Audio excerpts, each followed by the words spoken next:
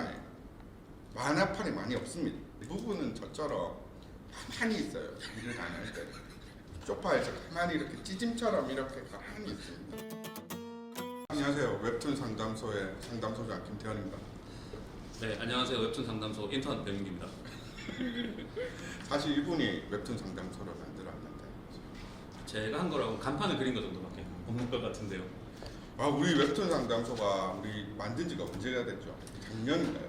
그게 2회 웹툰 페스티벌 때 만들어진 걸로 제가 기억을 하고요. 갑자기 그때 배민기 작가가 네. 페스티벌 회의에서 아이디어를 해가지고 그래서 지금 횟수로는 한 3, 4년? 3, 4년 4년. 가까이 된 것 같아요. 예. 2021년이니까 3년 된 것 같네요. 3년. 금방 끝날 콘텐츠인 줄 알았는데 이렇게 네. 오래 살아남아서 당황스럽습니다. 그리고 그만큼 또 좀 이런 것들을 원하시는 분들이 그렇죠. 계속 계시다는 게 저는 또 좀 재밌는 일인 것도 예. 같고 웹툰이 많이 관심을 받고 있구나라는 생각이 좀 듭니다. 정말 급조한 아이디어예요. 뭐 하나라도 내놓으라고 안 그러면 집에 못 간다고 해서 그랬잖아요. 그래서 우리가 최대한 그림을 안 그리고 끝낼 수 있는 방법. 맞아요.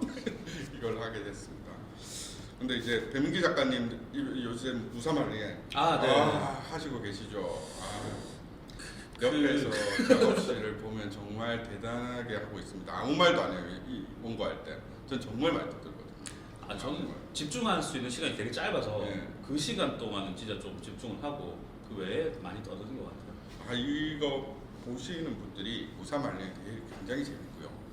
일단은 제가 무사말리행을 약간 만화 그리는 사람 입장에서 본다면 여기 2명의 인물이 나오는데 여기 뭐 보시는 분들은 아시겠죠. 무사말리행이 이제 콜로세움에서 검투사들끼리 싸움을 하는데 그 중에 나루라는 한국인으로 많이 추정되는 사람이 거기서 로마 시대 싸움을 한다 이런 내용인데 거기서 조금 더 괜찮게 만든 게 세피로스라는 캐릭터를 대단히 괜찮게 만들어둬서 스피로스 친구, 예, 나루 예, 친구. 예. 네. 왜요? 왜 스피로스? 세피로스가 보통 이런 소년 액션물 같은 경우에는 강한 캐릭터들의 유혹을 받아요. 계속 여기 있는 캐릭터들 전부 강한 캐릭터들만 집어넣어서 만드는 게 대부분인데 세피로스는 그렇지 않아요. 세피로스는 여기서 유일하게 평범한 인물. 그리고 세피로스가 생각해서 이 친구의 매력 같은 거는 솔직합니다. 자기가 아프면 아프다, 무서우면 무섭다. 그래서 이 완전히 여기 광기 어린 인물 또는 싸움을 잘하는 인물 중에 세피로스라는 인물이 일반인의 입장을 대변하고 있는 것 같아요. 뭐 예컨대 셜록의 왓슨 같은. 그렇죠. 그래서 그 시선으로 보기 때문에 대단히 이재훈 작가가 이거는 대단히 캐릭터를 완성시킬 때 전체 이야기를 완성시킬 때 균형 잡힌 인물을 완성시켰다고 볼 수 있죠. 네네. 그러고 보니 또 그런 것 같습니다. 근데 진짜 인기 있는 인물은 또 황제가 황제가 완전히 인기가 좀 제일 많은 것 같은데요.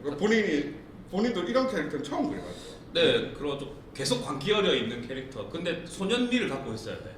그러니까 이런 캐릭터를 처음 그려봤는데 몇 장 그려서 스케치를 보여줬을 때 우리 그 회사라든지 그 이세훈 작가님이 너무 좋아했어요. 자기가 완전 바라던 그 황제 모습 그대로라면서 그래서 처음 그렸던 시안이 그대로 캐릭터가 됐던 캐릭터여서 저도 개인적으로 좀 애정이 되게 많이 가는 것 같아요. 네, 조커 같은 그런 조커 같은 캐릭터죠. 제가 이세훈 작가의 옆에서 같은 화실에 있으니까 글을 보면 글이 왔을 때 텍스트로 막아요. 글자로 막으니까 이걸 어떻게 연기할까 되게 궁금했어요. 민기가 어떻게 연기해서 할까. 민기가 또 되게 성격이 착해서 이런 인물을 민기가 만들어낼까 이렇게 했는데 이번에 정말 잘 만들어진 거죠. 순중에서 진짜 세상 잘 모르거든요. 그렇죠. 이번에 진짜 소발의 찔잡기로 나왔다고 해도 어쨌든 황제 캐릭터는 정말 진짜 잘 나온 것 같습니다. 근데 감사합니다. 너무 제 작품 얘기만 조금 많이 해주신 것 같은데. 진짜 해커니야. 형님 작품 얘기는 할 게 없어요. 할 게 없죠. 제가 형님 작품 그 네이버에서 연재했었던 딥이라든지 그리고 그 이어서 했었던 제 7원 같은 작품들을 보면 너무 무서워서 못 보겠어요. 그렇죠. 제가 진짜 무서운 걸 못 보거든요. 제 싫어하는 게 귀신이거든요. 근데 이 형 만화에는 딱히 귀신이 이렇게 딱 등장하진 않아요. 근데 원래 귀신 영화가 그렇듯 나오기 전이 제일 무서운 거잖아요. 나올 듯 말 듯한 그런 거. 만화가 계속 뭔가 일어날 것처럼 하는데 정말 나 진짜 못 보겠더라고요.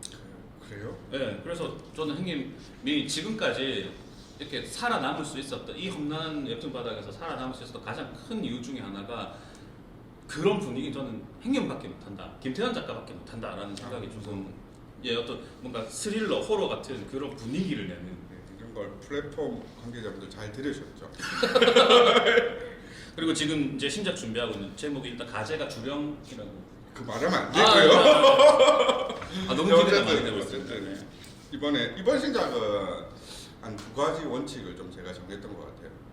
이번에 처음으로 자극적인 장면적으로 피가 튄다든지 뭐 이런 장면이 없이 공포감을 최대한 끌어올릴 수 있는 호러물을 만들고 싶다는 생각으로 만들었어요. 이번에는 죽는 사람도 안 나오고 뭐 피가 튀지도 않고 누가 뭐 다치는 거 정도까지만 나오는 선에서 내가 어디까지 공포를 만들어낼 수 있는가, 이걸 한번 저 스스로도 시험해보라. 극강의 공포. 극강의 공포인데 장면적으로 어떤 예를 들면 컨저링 같은 거죠. 컨저링이 나중에 다 보고 나면 아무도 죽은 사람이 없거든요. 뭐 약간 다친 사람 정도가 있는 거지.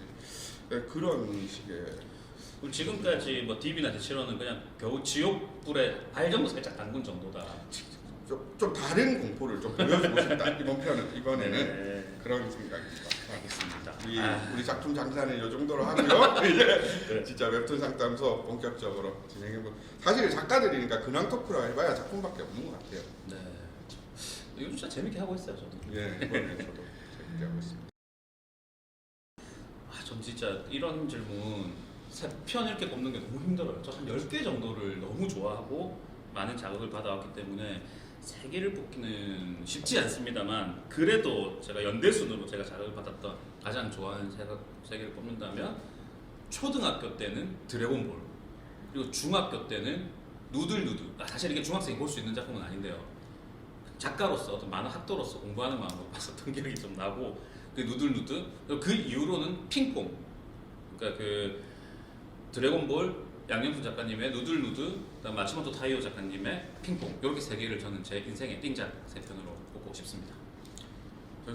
저도 똑같이 뭐 한두 작품 꼽을 수는 없는데, 제가 되게 뭐라고 할까, 내 마음속에 난 딱 한 작품만 딱 이야기해 볼게요. 저는 지뢰질이라는 작품을 꼽고 싶은데, 지뢰질이 대단한 뭐 명작이라고 이래서 꼽는 게 아니고, 그 당시 때 제가 어떤 그림적인 이런 컴플렉스 같은 데 되게 좀 사로잡혀 있을 시기였어요. 뭐 인체를 제대로 못한다든지, 뭐 마스크가 안 이쁘다든지 하는 그림적인 되게 고민이 되게 좀 많았던 그 시기 때 제가 지뢰진이란 만화를 접했는데, 그때 지뢰진의 만화가 그런 걸 못해도 괜찮아라고 이야기하는 만화였어요. 저한테는 그런 걸 못해도 좋은 만화를 만들 수 있어, 우리는 인체를 그리는 게 아니고 인간을 그리는 거야 라는 만화를 가르쳐준 만화라서 띵작이라기보다도 이 작품이 없었으면 제가 그냥 만화를 못하지 않았, 계속 컴플렉스에만 사로잡힌 작가가 되지 않았을까라고 생각하는 만화예요. 그래서 저는 지뢰질이라는 정말 이 들어보니까 생각이 나는 게, 지뢰진도 그렇고 이어서 했던 사도 같은 거 그렇죠. 보면 이분이 스타일이 진짜 그렇게 얘기해 주는 것 같아요. 뭐 이분이 뭐 인체가 완벽하지 않다는 게 아니라 다소 뭔가 완벽하지 않아도 그렇죠. 만화란 이런 것이다 라는 걸 조금 보여주셨던 것 같아요. 저도 많이 위로를 받았었어요. 예, 그러니까 좀 우리 작가들한테 위로가 됐던 맞아요. 만화였던 것 같아요. 질문을 굉장히 구체적으로 주셨어요. 그 일단 뭐 저부터 말씀을 조금 드리자면, 이 우리 일을 하는 사람들 대부분이, 그러니까 어떤 작가들 대부분이 취미가 직업이 된 경우라고 볼 수 있어요. 옛날에는 그게 재밌어서 뭐 학창 시절 수업 시간에 교과서 기퉁이에 그림 그리고 했었던 그 취미 생활이 지금 직업이 되어버렸기 때문에 따로 취미를 가진 작가분들이 제 주변에는 거의 없어요. 사실 제가 생각해도 김태현 작가님도 뭐 딱히 뭐 취미다라고 하는 게 없고, 저도 사실 원래 없었거든요. 근데 굳이 저는 너무 이대로만 살다가는 그냥 죽겠다 싶어가지고 저는 그 야구를 하고 있고요. 제가 어렸을 때 리틀 야구를 좀 했던 경험이 있어서 그냥 그 경험을 살려서 매주 야구를 하고 있는 거고, 근데 그걸 하니까 조금 어제도 제가 아주 오랜만에 코로나가 단계가 내려가면서 이제 야외 스포츠가 개방이 됐어요. 그래서 어제 오랜만에 몇 달 만에 야구를 했는데, 정말 이 몸에서 그 아드레날린이라고 하죠. 아드레날린이 좀 막 옹수숨이 치면서 정말 그간 쌓여있던 연재 스트레스 같은 게 진짜 해소가 되더라고요. 끝나고 다 같이 그 뭐 파이팅 하고 이렇게 가는데 그날 그래서 어제죠. 어제 작업이 되게 잘 됐어요. 원래 제가 했던 분량 그날 해야 되는 분량이 매일 정해져 있는데 그거를 한 밤 11시쯤 끝낸 거예요. 보통 1시, 2시에 끝나거든요. 어제는 그런 운동을 했음에도 불구하고 그 어떤 느낌이 그대로 와서 되게 일찍 작업이 끝나져서 그런 것들이 연재하는데 좀 많이 도움이 되는 것 같아요. 하기 전날은 정말 그 소풍 가기 전날 초등학생처럼 잠을 설치기도 할 정도로 이제는 좀 기대가 되는 것 같아서 저는 그 운동하는 걸 별로 안 좋아해요. 막 헬스장에서 막 뛰고 하는 거 잘 못하는데 그래서 스포츠로 방금 말씀드린 야구는 취미이자 제 어떤 체력 관리의 어떤 장으로 삼고 그렇게 굳이 만들어서 하고 있다 정도로 말씀을 드리고 싶습니다.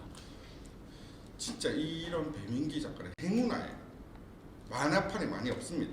작가들 중에 이런 확실한 자기 취미가 생긴 작가들은 정말 많이 없고 대부분은 저처럼 가만히 있어요. 일을 안 할 때 소파에서 가만히 이렇게 찌짐처럼 이렇게 가만히 있습니다. 가끔 안 뒤집어주면 되게 욕심도 생기고. 그러니까 가만히 있어요. 일을 안 할 때는. 그러니까 스트레스가 이렇게 확 푸는 게 없죠. 그래서 저는 그래서 솔직히 이 질문에 대해서는 진짜 많이 한번 이렇게 좀 찾아다녀야 돼요. 자기가 능동적으로. 근데 우리가 너무 이런데 에너지를 많이 쏟다 보니까 이런 걸 찾을 기력도 없어요. 그냥 맞아요. 쉬기 바쁘죠. 너무 힘들어서. 네. 그리고 잠자리에 들었을 때도 네, 네. 침대에 딱 누웠을 때도 바로 잠이 들면 괜찮은데 네. 만약에 조금 좀 싱숭생숭하고 잠이 바로 안 오면 아유 내가 이 시간에 한 컷이라도 더 이런 다시 컴퓨터를 켜는 그렇죠. 완전 건강을 해치는 습관이잖아요. 그렇죠.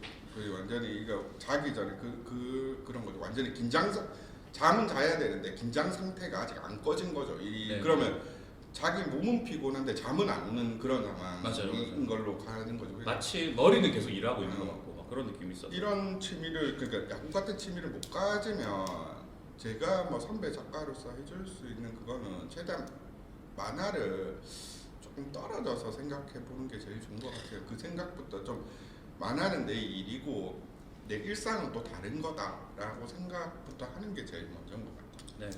질문 자체에도 워라밸이란 말이 있으니까 워크라이프 밸런스를 개인적으로 조금 생각을 해주신 필요가 있는 것 같아요. 그게 어떤 체력 관리의 첫 번째지 않나라는 생각이 듭니다.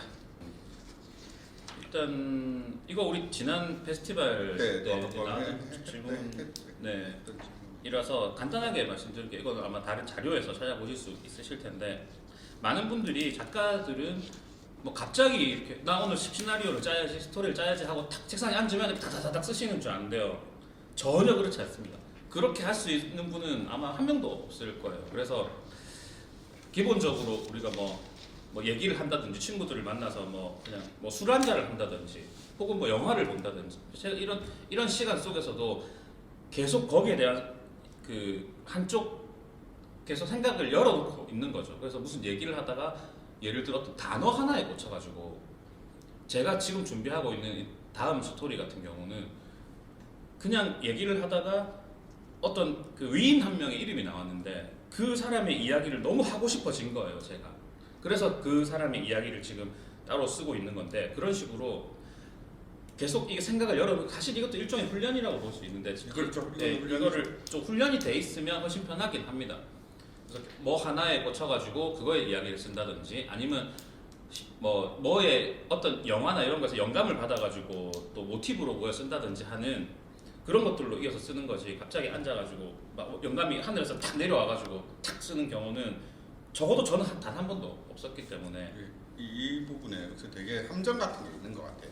사람들이 무슨 작가라고 하면 어느 날 자고 일어났는데 이런 스토리가 생각나서 자기가 썼다 이런 거는 거의 그거는 만들어진 환상에 불과하고요. 작가들이 어렴풋한 이야기를 계속 생각하고 예를 들면 나는 연쇄살인마물을 하고 싶어라는 아주 어렴풋한 이야기를 계속 생각하다가 어느 순간 추격자라는 내용이 탁 떠오르는 겁니다. 맞아요. 근데 이 과정이 없이 어느 순간 가만히 있는데 추격자라는 내용이 떠오르지 않아요. 그런 일은 없습니다. 그런 마술 같은 일은 없고 계속 이 사람이 달리기처럼 훈련하는 과정 속에서 소재도 영감도 받는 것이죠. 저는 웹툰을 사랑하는 부산 사는 미모의 20대 여성입니다. 저는 없는데 지금 저는 내가 그랬죠.